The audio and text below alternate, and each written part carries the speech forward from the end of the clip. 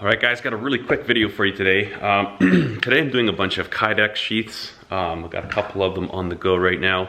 And one problem that I often find with Kydex is the fasteners that you buy for them, what do they call them, like Chicago screws. There's so many different types. These are the most common to get. They're not through, so they don't have through holes. And what that often means is that if your material thicknesses aren't thick enough, sometimes the threads will actually bottom out in there before they have really decent clamping force on there. Now there's other types you can buy, and those are these types. These are significantly more expensive, and I don't know, they're a lot heavier. These things work good if you have the right material thickness, but lately I've been having issues with some of my Kydex being a little bit too thin. And so you need to get a little spacer in there. And I was buying these rubber washers, these guys right here, and they're really nice because they're a size-on fit for these screws. They kind of fit on there, and they take up some of the gap, if this camera would focus. So they take up some of the gap, and then they also compress. So as you tighten stuff down, they will actually squish in there, which is really handy. But I ran out of those, and I thought, oh my goodness, I've got all these sheaths to get out. What am I gonna do? I made my own, and I'll show you how I did it. So I wanted to find some type of rubber that would work, and I thought, what do I have that's gonna work? I'm a bit of a bike nerd, and I thought, you know what? What about an old inner tube? And so I tried it out, and it worked really good. And so what I'm using now to make these is an old inner tube. I'll show you how you do it. These are those simple, what do they call them, hole punches.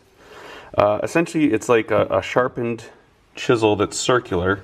Put that down there, hammer it, and boom, it cuts through material.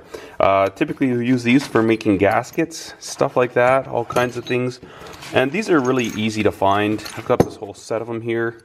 They're not expensive, and you can find them at I don't know. They're not that uncommon. Just look for hollow punches, I think. Hollow punches, that's what I typed into the old Googleizer search. This set, hollow punch set, 12-piece set, is $21, so they're not too expensive. So just hollow punch, you'll get the idea. Typically they're designed for light material, things like gasket material, you know, cork, some super thin sheet metals you can use these on.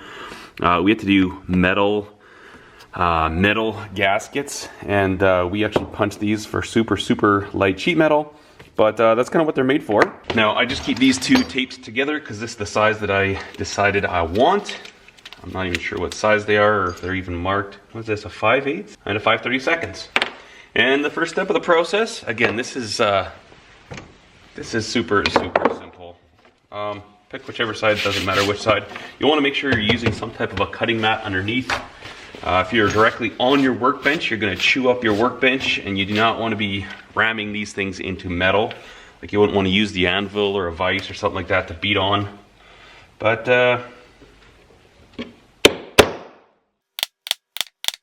now I've got a whole bunch of little rubber discs in here. Take my little pencil. Pop these out either way.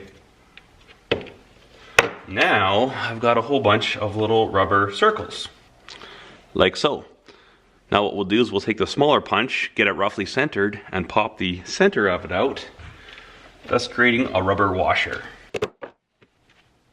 Now, the more you do it, the closer you get to dead center, and so you know, a little bit of practice, you'll end up making some really nice looking washers. And a whole bunch of little Timbits. And there we have our little tiny rubber washers.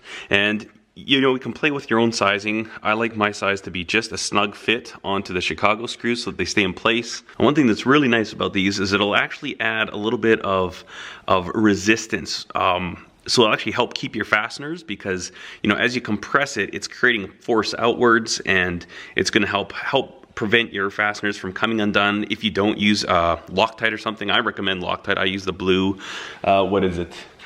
242 Loctite, I think. Yeah. 242 Loctite works really good. Just a little tiny bit. It's removable, so you can undo it. But then it's really nice because I've actually got those little washers in between here, and it's nice because it just gives a nice little bit of a clearance. Adds a little vibration, a little shock absorption. Not that I need it for this, but the biggest thing too is that it allows me to get a really good bite and have the appropriate force on the screws. This camera does not like this. It really allows you to get the proper force on the screws so that you can clamp everything down nicely without having to grind your screws down.